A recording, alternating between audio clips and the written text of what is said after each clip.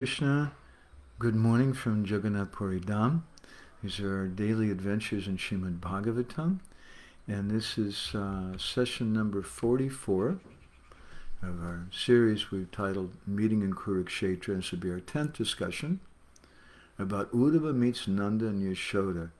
And looks like maybe today we may be able to finish the discussion about Uddhava and Nanda Maharaja. Between Uddhava and Nanda Maharaja. First we'll offer a few prayers. Narayanam namaskrityam naram shaiva narotamam devim sarasvatim vyasam tato jayamudirayat vedi ramayane shaiva purane bharate tata adavante cha madhye cha hari sarvatra giyate Mukam karoti vachalam bhangum langayate girim Yet kripa tamaham vande Shri Gurum dinataranam Paramananda madhavam Paramananda he madhava Padunga luchi makaranda Se makaranda panakori anande bolo hari hari harinka name vandavela parikori be chakadola se chakadolanga padaye Manamo Rahu Nirantare Manamo Nirantare Rahu Ha Krishna Boli Jiva Jao Ha Krishna Boli Jao Jiva Moteu Dada Radha Dava Moteu dada radha dava Moteu dada radha dava Om Namo Bhagavate Vasudevaya Om Namo Bhagavate Vasudevaya Om Namo Bhagavate Vasudevaya. So good morning from Jagannath Puri Dham. We're continuing our discussion about meeting in Kurukshetra. We still haven't gotten to Kurukshetra, but we're hearing something about the amazing meeting between Uddhava and Nanda and Yashoda. And to look back a little bit in some of our previous sessions, we've been hearing something from this book, Mathura Meets Vrindavan, and the description given there by our revered spiritual master, Sri Srimad Gauragovinda Maharaj, about that meeting. And today we'd like to go to the 46th chapter, 44th verse of the 10th canto, where Shukadev Goswami speaks about that meeting. Evam nishasa bruvator vyatita nandasya krishnanu-charasya rajan gopya samutaya nirupya dipan vastun samabhyaracha dodinya mantun. When Krishna's messenger, Uddhava, continued speaking with Nanda, the night ended, O king. The women of the cowherd village rose from bed and, lighting lamps, worshipped their household deities. Then they began churning the yogurt into butter. So, at this point in the Bhagavatam, in this description about Uddhava's visit to Vrindavan, now we're beginning to take a turn. Now the gopis of Vrindavan are introduced, and now we're going to hear something in future discussions about Uddhava's meeting with them. So there's many beautiful commentaries on this particular verse. I'd like to focus more today on Vishwanath Chakravarti Thakur, but both Jiva Goswami in Vaishnava Toshini and Sanatana Goswami in Brihad Vaishnava Toshini have some very wonderful things to say. Jiva Goswami, all of our acharyas pretty much have pointed out that the discussion was very, very long, but it went throughout the night. And Jiva Goswami says that although the night went on, Nanda Maharaja's lamentation didn't cease. And Uddhava's speaking didn't cease. Because Anucharasya, as the verse says, Uddhava is a very loyal servant of Krishna. And his skill, Jiva Goswami says, in speaking is unlimited. And so he was speaking according to Krishna's instructions and using his unlimited skill in speaking. And the night went by. And then in the morning, Uddhava went outside to perform his morning duties, taking his bath and doing whatever, reciting some prayers.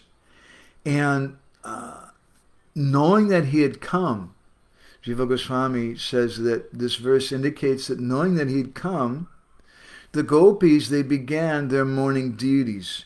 And he says that these were ordinary gopis who had this sense of Vishramba. They had a prominence of familiarity. And why is it mentioned that they were churning the yogurt into butter? Because they knew Uddhava was there. We have to send this butter to Krishna. And this butter, sometimes our acharyas describe this butter and this ghee, this represents the hearts of the Braj Gopikas. In Brihad Vaishnava Toshini, Sanatana Goswami says some similar things. And he says that the word gopya in the verse means those persons who had protected their bodies very carefully. The word gopi means someone who hides something. It comes from the same beach dhatu as gupta. So they protected their bodies very carefully because of their hope. And what was their hope? That we might see Krishna again, because Krishna had promised, Ayasya, I'm going to return. Those gopis, they rose up, absorbed in meditation on Krishna's pastimes. He says that actually they weren't really sleeping. And they performed this worship externally according to the rules. But their worship, as Jiva Goswami points out, was Vishramba. It was done with a prominence of familiarity. It was done in a very, very natural way. And he said that although generally the gopis, Sanatana Goswami says, they were generally detached from their duties because of the pain of separation, and they were just doing them in a mechanical kind of way, now they were doing it especially with this special attention to please Krishna. Thinking that they're going to send this butter to Krishna. Meditating on Krishna because of his instruction he's going to return. And Sanatana Goswami says from another perspective, the reason why they were churning that butter was just a pretext. The real purpose was they wanted to sing about Krishna. The Braj Gopikas wanted to do kirtan. But it's a little difficult in Braj because people may understand their hearts. So to hide that, they churn yogurt and they sing, because everybody in Braj, that's just what you do. Braj is full of kirtan. So Vishwanath Chakravarti Thakur in Sarita Darshini, he explains how this entire night passed from discussing, and Uddhava couldn't pacify Nanda and Yashoda, nor was he able to get them to accept his advice. And Nanda Maharaj, he says, was thinking in this way. He was considering what Uddhava was saying. Uddhava wants to enlighten us by telling us that Krishna is God. He said, we know that already. At the name-giving ceremony, Garga Muni said to us that your son is going to be equal to Narayan in the qualities that he has. So who else can be more equal to Narayan than Krishna? And therefore, we already heard this. This is old news. We heard from Garga Muni that our son is Narayan. He's Bhagavan. And aside from that, we personally experienced that our son was Bhagavan, or God. When he killed Putana, Agasura, Bakasura, he lifted Govardhan Hill, he stopped a forest fire. And Vishwanath says an interesting thing, I think. He says that he made the ruler of Varuna Lok, Varuna Dev, offer respects. But what he doesn't mention is how Lord Brahma offered respects, or how Indra offered respects. Why he doesn't mention that? Because Nanda Maharaj didn't see those events. He wasn't privy to that. So Nanda Maharaj is thinking to himself about Uddhava's instructions. And definitely we understand that Krishna is Bhagavan, he's a super soul, he's a supreme Brahman. But still, what is this Uddhava saying? None of those things inhibit me in the slightest way from thinking of Krishna as our son. And Nanda Maharaj was thinking to himself, we have our Shastra Pramana, which is the words of Garga Muni. In the 8th chapter, the 10th canto, text 19, Garga Muni said, Tasman Nandatmajo Yamte. Nanda Maharaj, this is your son. So that's what Nanda Maharaj is focusing on. And he's thinking further that even though Krishna might be God, okay, fine, but we don't think of him as the object of our worship. We only think of him as our son. And we get satisfaction by offering him the remnants of our chewed betel nut. We give him our remnants, and that gives us satisfaction. Because Krishna gets satisfied from that. Because Krishna gets happy from that. So intimate is their relationship with Krishna. And Nanda Maharaj is thinking to himself, if Krishna were not our son, then our minds couldn't be satisfied. Before Krishna appeared, we were able to meditate on our deity of Narayan. He's our family deity. But now, as soon as we start thinking of meditating on Narayan, then Narayan appears directly before us. Meaning he appears in the form of our son. And therefore, acting like this that we do in relation to our son is not a fault. We're certainly Krishna's mother and father. So an indirect message that we get from this meeting, which we spoke quite a bit about in previous sessions, is that the Brijbasis are very empathetic in their discussions. Their focus, the Vaishnavas, their focus is not merely on tattva siddhanta.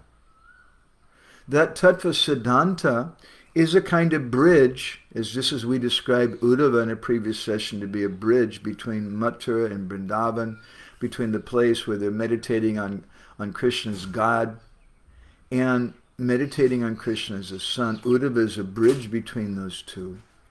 So also there's a bridge for those sadhaks in this world to help us to come to land of Vrindavan, and that bridge is tattva siddhanta. But we want to cross over that bridge. Someone wants to progress in life, they don't stay on the bridges of life, but they cross over. So the purpose is not the tattva siddhanta, but the purpose is to come to the point of the empathy of the Brijbasis. And so this is a reaction of Nanda Maharaj and Mother Yashoda to the tattva siddhanta of Uddhava. They're becoming confused. He's trying to tell us that Krishna's not really our son and we shouldn't really think of him like that. And that Krishna's Bhagavan, he's Parabrahma. We already know all that. But we can't stop thinking about him as our son. And what Uddhava doesn't understand is our hearts. He's not thinking, he's not speaking in an empathetic way. Nanda Maharaj goes on to consider that Krishna's his own realization, this is further proof that we're his parents. We've seen so many times that his face becomes sad if we don't give him the remnants of our chewed betel nut. Krishna starts looking sad. If Nanda Maharaj doesn't reach into his mouth and pull out that betel nut, which devotees don't chew here, but Nanda Maharaj can do, that chewed betel nut, and put it in the mouth of Krishna, Krishna becomes sad if he doesn't get that. Krishna becomes sad if we don't lift him up in our laps, if we don't embrace him and kiss him, if we don't give him instructions. Nanda Maharaj is trying to figure out what the purpose of Uddhava is, because Uddhava is a different person. Uddhava he's bathed in, he's coming from this tattva siddhanta perspective, which is not the way the Brijbasis think. The Brijbasis are simply thinking from the heart. And Nanda's considering further that how can he say that we're not his parents? If Yashoda wasn't his mother, then how could she tie him up when Krishna broke the yogurt pots? And then when I saw that he was unhappy because of being tied up, I untied him and he smiled with happiness. It's because we're his parents that Krishna accepts our chastisement, our instructions, and even tying him up, even though he may be the Supreme Personality of Godhead. If it was not a fact that we're Krishna's parents, then how could Krishna become bound up by us? But now we know what's happened in Mathura. We heard all the news. And Nanda Maharaj himself was present there for some of these happenings. He said, now Krishna's killed Chanura, Mushtaka, all the wrestlers, Kuvalayapida, he killed Kamsa and others in Mathura. And because of that, everyone there, they're telling him, oh Krishna, Deva Deva Jagatpate, you're the Supreme Personality of Godhead. So Nanda Maharaj is concerned about this.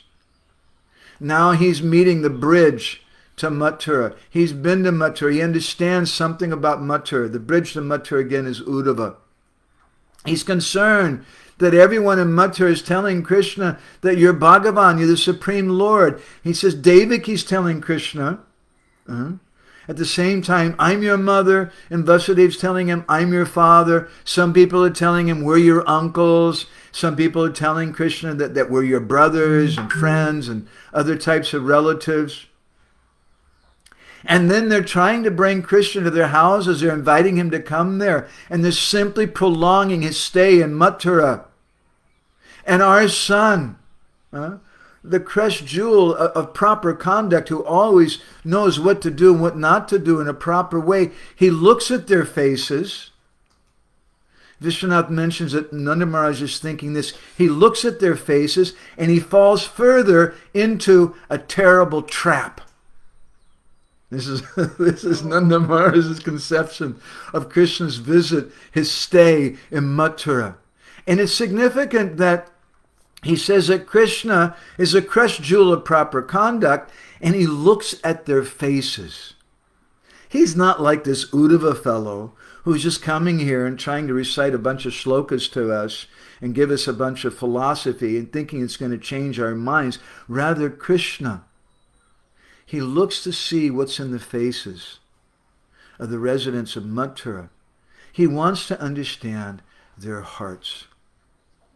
So Nanda Maharaj is afraid that Krishna is going to listen to them, because Krishna is the crushed jewel of proper conduct. And therefore, he's going to fall into this terrible trap. And because of that, he won't be able to return to Vrindavan, because he has such a kind nature.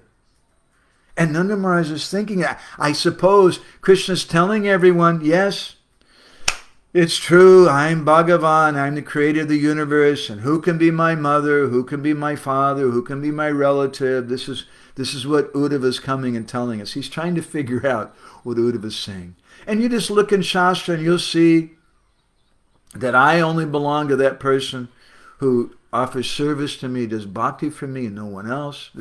He's paraphrasing. Nanda Maharaj is considering the words of Uddhava. And he's thinking that Krishna's going to say, yes, only to that person's house will I go to, and he alone is my father, and other relations.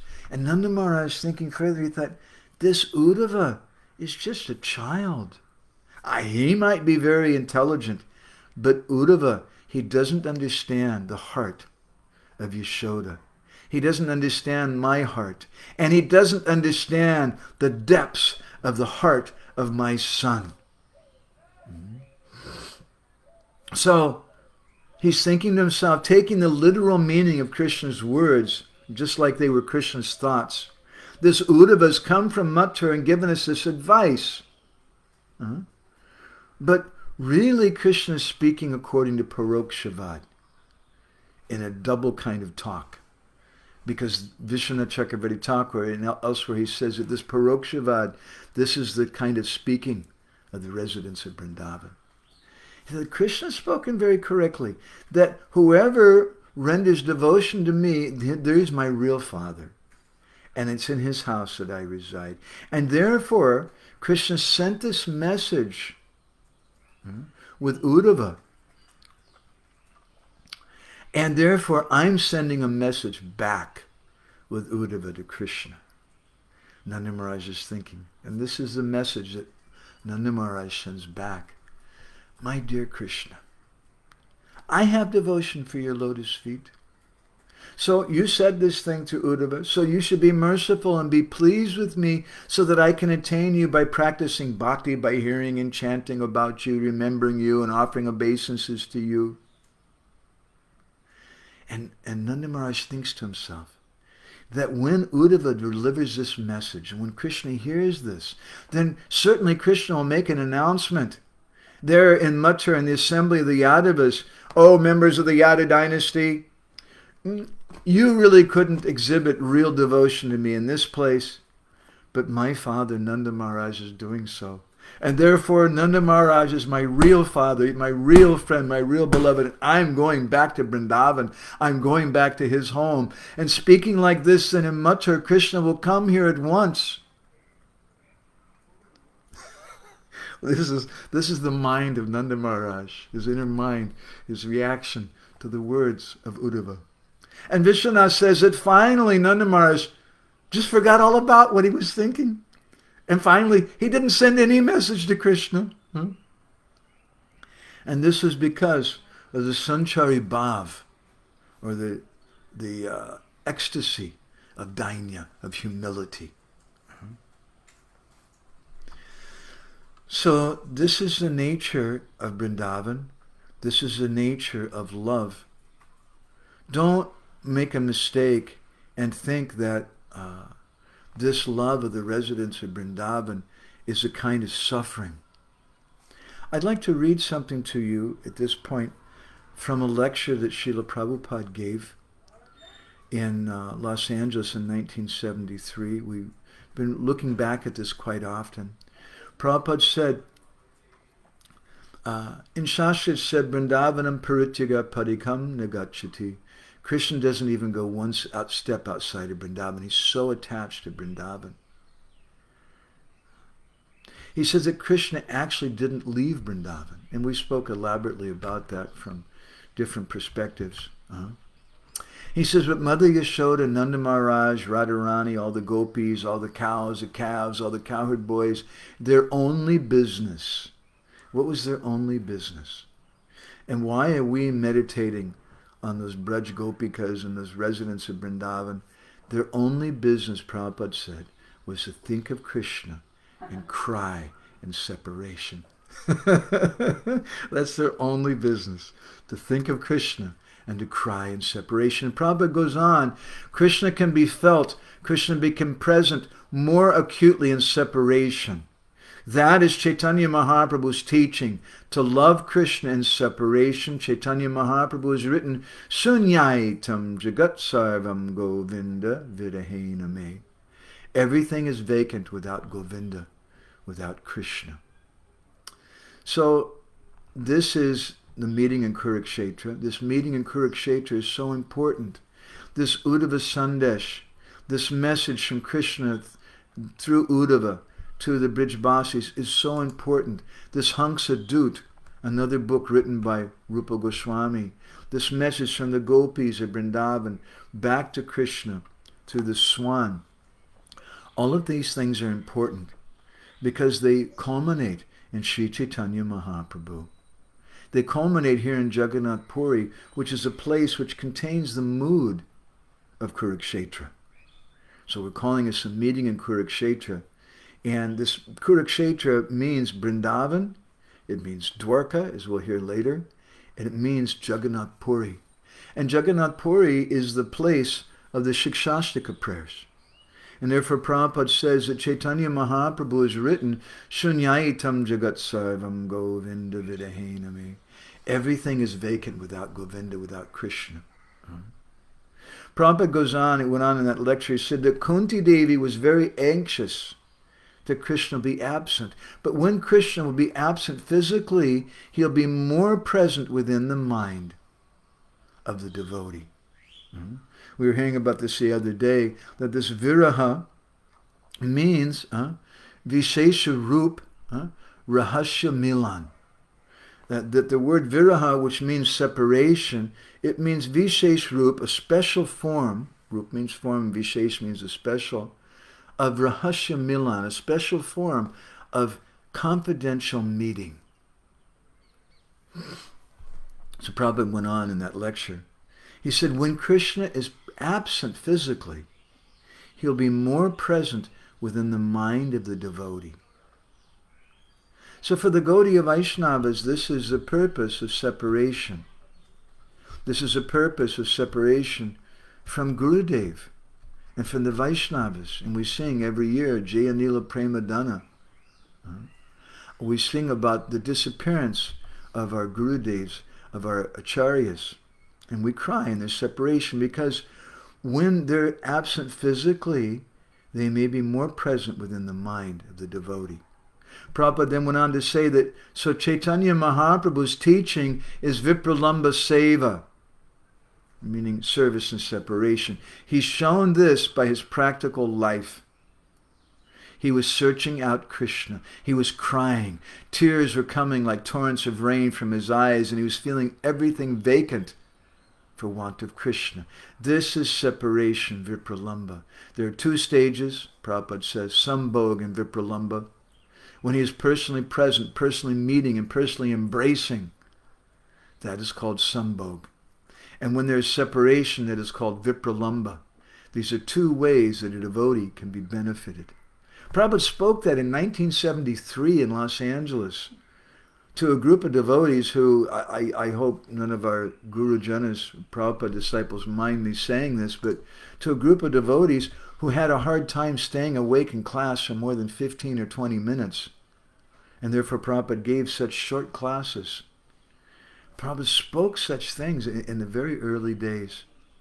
So we shouldn't misunderstand and think that this love that Nanda Maharaj has is a kind of suffering. It's suffering, but it's also simultaneously the greatest ecstasy. Jiva Goswami explains this further in his Priti Sandarbha, his text about the science of love. In Anucheta 100, he says there, Tesham apiyat sabhavat yadvinaiva chagunta kad anya gyanat naso pritir vyabhicharati pratyutta tad eva tiraskaroti.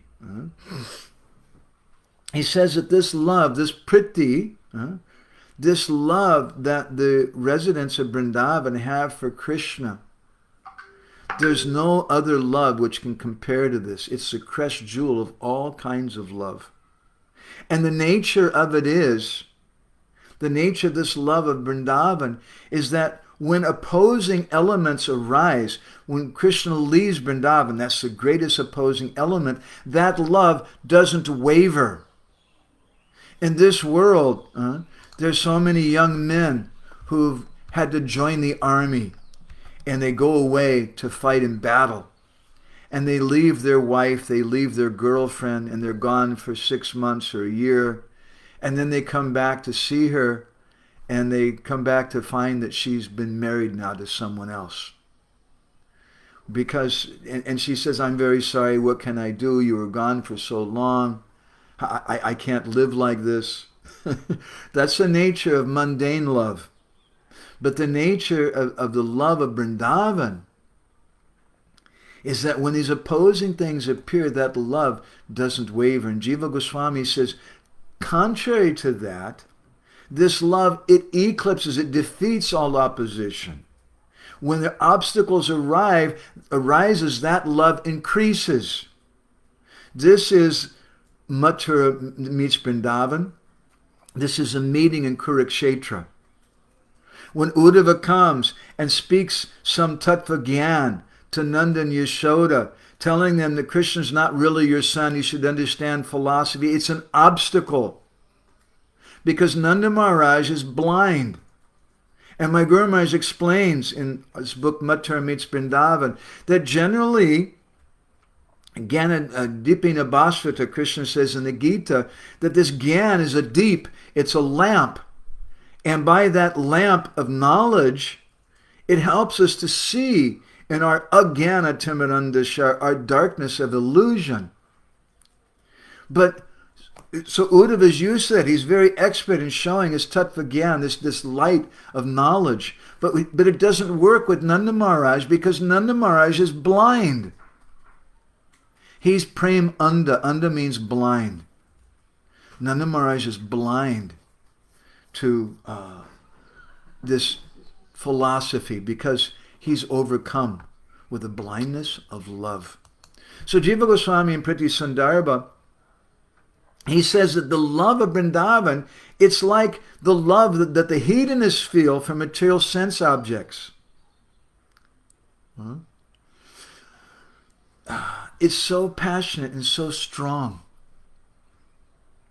So in Gopal Champu, in the Uttara Champu, chapter 10, Jiva Goswami describes more about this meeting at this point of Nanda and Yashoda with Uddhava.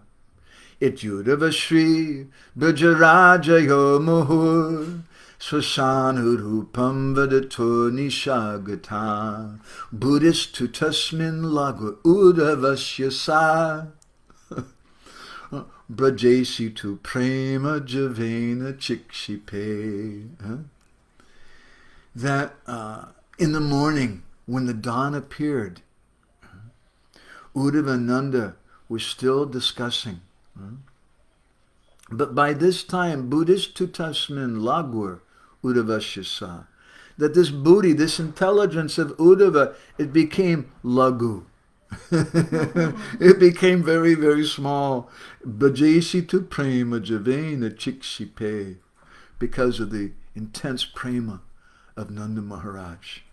Sada harispurti sukhena dibyad vishashtadat kaschana gopanarya shigram samutaya nirupya dipan vastum samabhyarcha dadinyamantan. And Jiva Goswami describes that at that time,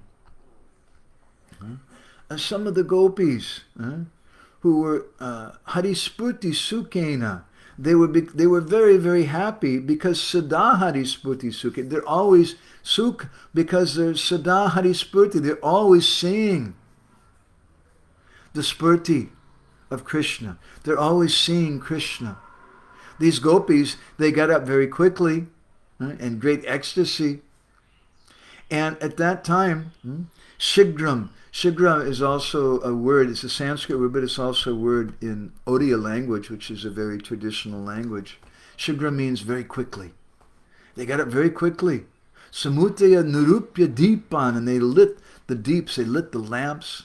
And then what did they do? Vastam samabhyarcha dadinyamantam. They started cleaning the ground with cow dung, and they began to churn the yogurt. So this is a nice meditation also for the devotees. When we arise early in the morning, we should be thinking about Krishna. And we want to jump up very, very quickly and go and light the lamps. It's very sweet to light the lamps, but some temples we can't do that. We just hit the switch and we turn on the lights. And then the first thing we clean the altar. We clean the ground around it. But in Braj, they do that with gobar. They do that with cow dung. Because that cow dung, it's antiseptic. It's very pleasing. It has a very nice fragrance. It drives away different types of insects. But that gobar is also very pleasing to Krishna. And this is especially why the Brijbasis are doing that. Jiva Goswami goes on to describe in Gopal Champu, Ata Brahma Muhurta Magatam Abhiksha Mutta Bhakti Rupa Sarva Bhakta Bhupa Pratar Bhagavad Upasana Basana Pratyatyukta Nijasanastav Anugyapya Tirtam Apyam Gacham Nivedyayamasa. That when they saw this Brahma Muhurta had arrived, which is like bhakti personified for the Brijbasis. Why is that bhakti personified? Why is Brahma Muhurta so important for us? Because this is the time we light the deeps so that we can see the face of Krishna. This is a time that we go to render service to Krishna. At that time, that personality who's Sarva Bhakta Bhup, who's the king of the devotees, whose name is Nanda Maharaj. He gave up his seat because he had this desire to offer his morning worship to Krishna. And then, taking permission from Nanda and Yashoda, Uddhava went to the water. And at that time, he could hear the gopis singing about Krishna. So this 44th verse of the 46th chapter, this is now introducing the gopis of Vrindavan. And a significant point made in this verse is not just that the gopis are churning butter. There's churning this butter, meaning that our hearts are being churned. And this butter, as I mentioned, represents the hearts. It's the ghee, it's the essence of their hearts, which is being churned. And as they're churning that butter, they're singing. This is Gaudiya Kirtan. The devotees' hearts are being churned by the fire, the heat of separation, and the ghee of their love is coming out. And they're singing, they're expressing the ghee of their love through their voices, which are coming out through their hearts. And hearing that song, then Jiva Goswami and Gopal Champu says that Uddhava was thinking, it would be a good time for Krishna to show up. And Uddhava is thinking to myself, he speaks to Nanda and Yashoda at that time. Aham maha bhavato sanvito kartum maicham maranu bhajatiyam tu snehacharya viduram api sakalam abhishtam saivachana kuryan mama param aditascham kashtam auchai karoti. He uses the word kashta. Again, kashta is also a word in the Odia language, very traditional language, very Sanskritized. I like Odia and Bengali are very, very similar. But Odia doesn't have so many Urdu words. It hasn't been changed so much by outside influences, by Islamic persons and others. It's more Sanskritized. So it's kashta. Kashta means a disturbance. And Uddhava is saying that aditarsham, because of my impudence, I've caused you some kashta, some disturbance. He says you should understand that my desire was to console you. But the snehacharya viduram, this sneha that you have, it's so beyond me. And he says, my dear Nanda Maharaj, this affection that you have, it's going to accomplish everything that you desire. And all that I have done, I've become impudent. And kashtam uchai karoti. But my words my uchai have just caused you some kashta, some disturbance. Makurutam puru chintam brajakula palako yuvakam yakalu bhavato pota sabhavati jagatam bhavam bude pota. And Uddhava addresses Nanda Maharaj in a very interesting way. He addresses him as Brajakula Palako, Palaka, the Palaka, or the protector of Braj. How is Nanda Maharaj the protector of Braj? Well, he's the king, and that's the duty of a king. But he's indicating something deeper by the words makurutam puru chintam. The chinta means anxiety. Chinta means the heartfelt feelings. So it's through this chinta that Nanda Maharaj is really Brajakula Palaka. He's a real protector of Braj because of his meditation on Krishna, because of his love for Krishna. And he says that you should understand your son, Yakalu Bhavato Pota, Sabhavati Jagatam Bhavambude Pota, that your son is the boat for crossing the ocean of material existence for the whole world, and not just only for yourselves. So, if devotees who are watching, if you have any reflections or comments, questions, you can go ahead and put those in the chat. I'm going to go on and continue a little bit from this book, Mathura Meets Vrindavan, and the description that our revered spiritual master, Sri Srimad Gaur Govinda Maharaj, gave about this meeting of Nanda and Yashoda with Uddhava. He said that when Krishna showed the universal form to Arjuna, Arjuna's Sakya Ras became slackened. And therefore Arjuna begged excuse, Takshamasha, please forgive me, you're so great. He says, when Devaki and Vasudeva saw the four-handed form of Vishnu appearing as their son, and they offered prayers, and their Vatsalya Priti, their love for him, became slackened. And after the killing of Kamsa, when Krishna and Balaram went to offer obeisances to Vasudeva and Devaki, they were afraid to accept the obeisances from Krishna. Even after meeting their son after such a long separation, Guru Maharaj said, still they couldn't have such Vatsalya Priti. Instead, they were afraid of accepting obeisances from Krishna. Uddhava had been thinking, if I speak Krishna tattva to the heart of Nanda Maharaj, then he'll become weak like Vasudeva and Devaki. But Uddhava saw that he couldn't get the result that he'd expected by speaking Shastra Gyan to Nanda Maharaj. Hearing the Bhagavata, the glories of Krishna, Nanda Maharaj's Vatsalya Priti didn't become slackened. Rather, his Vatsalya Sneha, parental love, became much, much deeper, Guru Maharaj said. So this is meeting in Kurukshetra. This is Uddhava Sandesh. This is Rathayatra in Jagannath Puri. When the devotees see that Krishna has become captured by mechanical organized religion and he's been taken hostage by Lakshmi Devi in the Sri Mandir.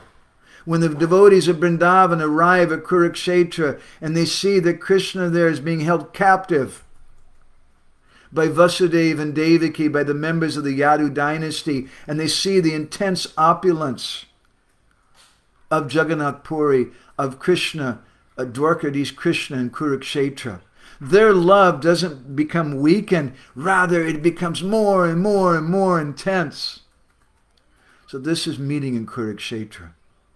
And Guru Maharaj went on to say, Nanda Maharaj, as Krishna's Vatsalya, is far, far beyond the ordinary Vatsalya, parental love, of ordinary persons. So Uddhava's Tattva Katha could not check it.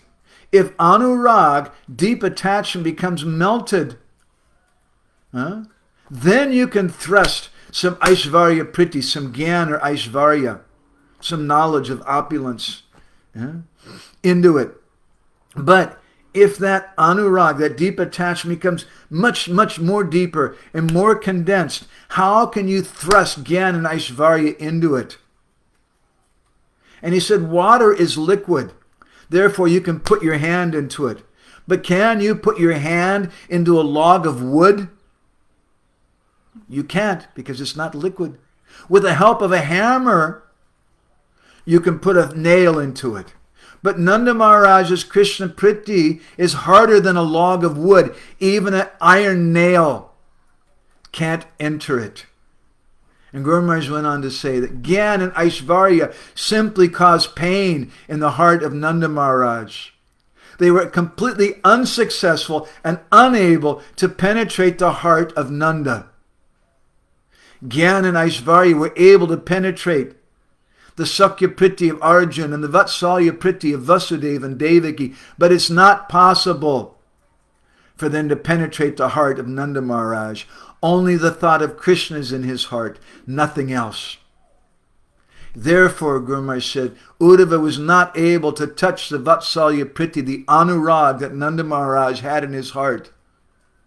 Nanda Maharaj's realization is not with Uddhava. How can Uddhava understand? Uddhava develops bhakti to Krishna by knowing him to be Bhagavan. That's the general thing. And of course, it's very good. It's wonderful to know him to be the Supreme Lord. One should develop bhakti for Bhagavan.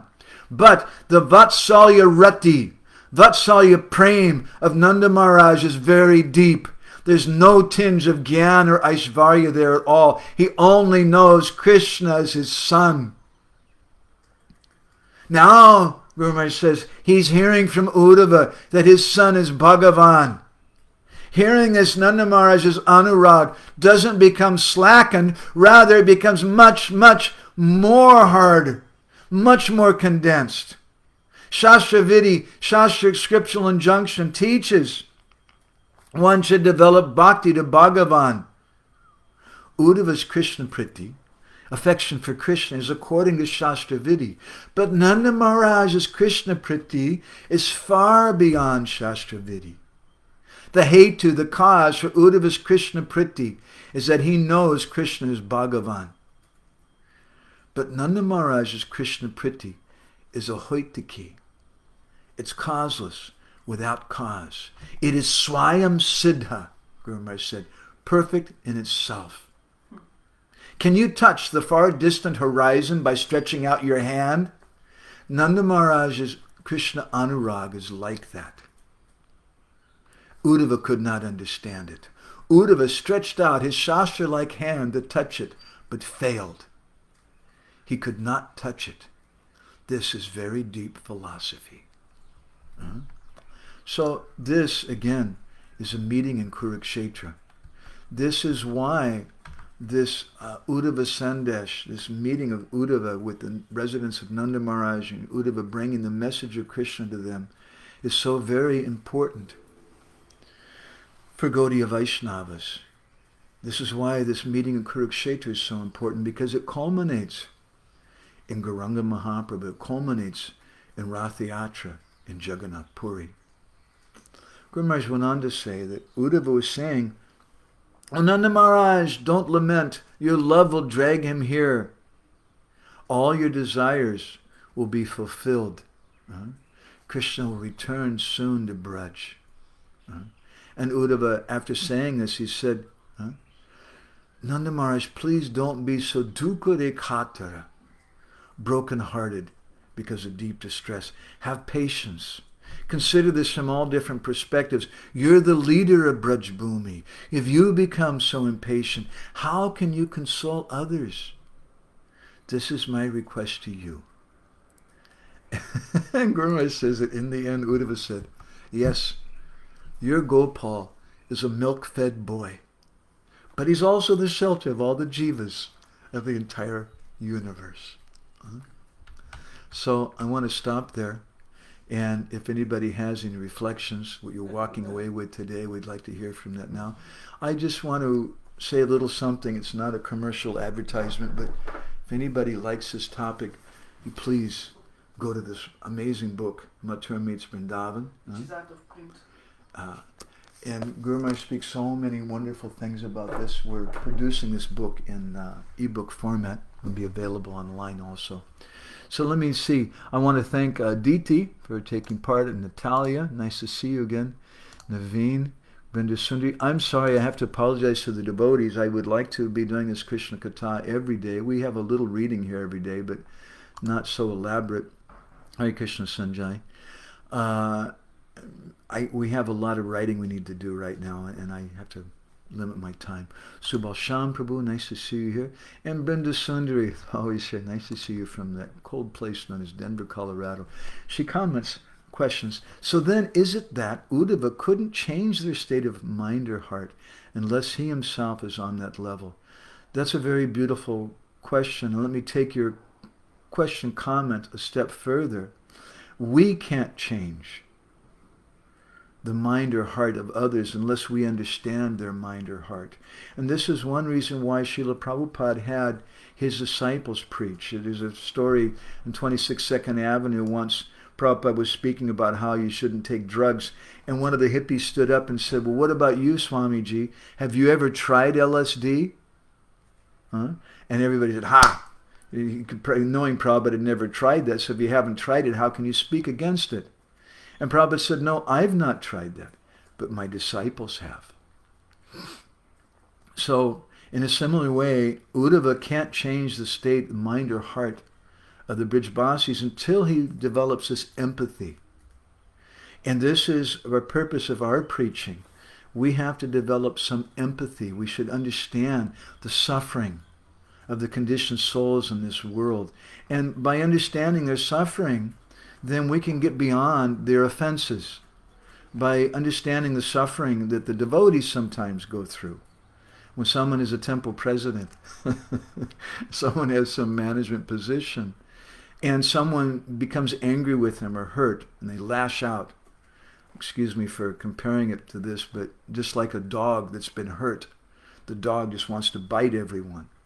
There was one man I read about in the news in Los Angeles who had great success dealing with dogs who had been abused by their owners, and dogs who had been trained, like pit bull dogs, have been trained to fight other dogs and kill them. And he had some success in taming and calming these dogs. And he made a comment I thought was very interesting. He said that in the course of changing their hearts, it's an accepted thing, I'm going to have to be bitten by them.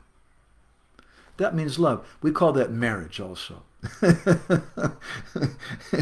That sometimes you get bitten by the harsh words of your husband or your wife. We get bitten by the harsh words even of the devotees, but we show our love by tolerating that. Hare Krishna Vijay. Brindasundar goes on that Uddhava seemed to recognize their state of mind, but approached it in a way that didn't accomplish the goal he was going for. Initially. But Jiva Goswami and Gopal Champu, as we were reading, how Uddhava's tattva gyan all of a sudden became lagu in the face of Nanda Maharaj. And Uddhava became then very, very humble. So we'll hear more about this. And we'll be going on later on to the 47th chapter of the 10th canto, the Brahmara Gita. I think we'll begin speaking in our next sessions about Uddhava's meeting with the gopis. And this finishes our discussion about Uddhava meeting Nanda and Yashoda. And Manju Krishna Prabhu, nice to see you here. Sundari, Hare Krishna. I think about you oftentimes there in Denver. Being an old Denver devotee myself, going to high school at the Air Force Academy in Colorado Springs, and being in charge at one point of the preaching center in Boulder, and going to Denver quite often. And it's a difficult thing. But we put up with the different difficulties from our children. My Guru Maharaj once said that the disciples are like children. And he said, just like a child passes urine and stool on the lap of the mother, but the mother has to tolerate. So also, if we can tolerate out of love, my Guru Maharaj once told one devotee, as one senior devotee who came to him, who had a difficulty, although he's a Prabhupada disciple, he wasn't able to stay anywhere because he's a very outspoken person, a little bit of an angry person. No one could tolerate him. But Guru Maharaj just laughed and he told him, I know how to control you. You're very easy to control. I control you by my affection and love for you. And so this is a meaning of Vrindavan, that the Brijbasis, they control Krishna in this way. This is a meaning of our marital relationships. This is a meaning of our parental relationship. This is a meaning of our friendships. This is a meaning of our society, our community, that we're able to tolerate each other because of that love. Anybody else who's present here in the room with any reflections or anything?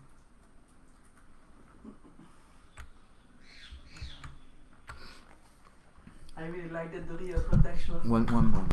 Krishna Krishna. Speak loudly. I really like this point about how the real Brajakula Palaka, the real protector of Braj is Nanda Maharaj, because his chinta, his constant meditation, his constant love for Krishna is there, and that's the real protection. I just felt that was very applicable for us. It's a very beautiful point Jiva Goswami makes in Gopal Champu, and I like that he uses the word chinta. Chinta means anxiety. Chinta means a kind of love. It means a kind of consciousness, what's on my mind. So in other words, Uddhava, he's defeated. Okay, he's saying that because of your chinta, this anxiety that you have, it's so deep, and this anxiety is what's actually taking care of everyone else. Krishna Krishna something. And in connection with that anxiety, I just wanted to continue. In connection with that anxiety, Srila Prabhupada in one Bhagavatam purport explains how we should constantly be making plans for Krishna consciousness, for our service in Krishna consciousness. And that plan making and that anxiety is going to purify us. I wanted to just add that. We also want to love Srila Prabhupada and show our appreciation to Srila Prabhupada by accepting the chinta, the anxiety that he had, so that his society will go on nicely, that his preaching will go on, that the conditioned souls be helped, and that the devotees be nourished, and that we tolerate the devotees, just as Srila Prabhupada tolerated all of us. So we'll go ahead and stop there. And let me look here on my calendar. Let's see. So our next session should be next Tuesday morning in the same way. So we'll try to do this morning discussion every Tuesday at the same time. And I want to thank everybody very much for taking part today. Grantara Srimad Bhagavatam ki jai, Samaveda Bhakta Binda ki jai, Go Premanandi Hari Hari.